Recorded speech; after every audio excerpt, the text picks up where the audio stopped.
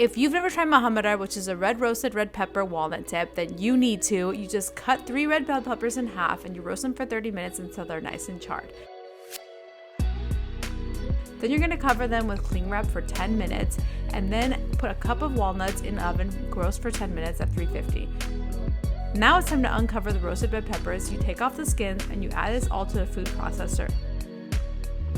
Add the walnuts, then half a cup of breadcrumbs, a tablespoon of tahini, 2 tablespoons of olive oil, a teaspoon of lemon juice, half a teaspoon smoked paprika, 1/4 teaspoon of red bell pepper flakes, 2 tablespoons pomegranate molasses, salt to taste, and you blend up until it's slightly chunky. You don't want it to be super smooth, but it does need to be a little chunky. Then you plate it, add some olive oil, more pomegranate molasses. This is the game changer. It cannot be substituted, and enjoy. Honestly, this is amazing. It's typical to a lot of Middle Eastern cuisines. It's originally from Syria. It's packed with protein from the walnuts and fiber, so enjoy.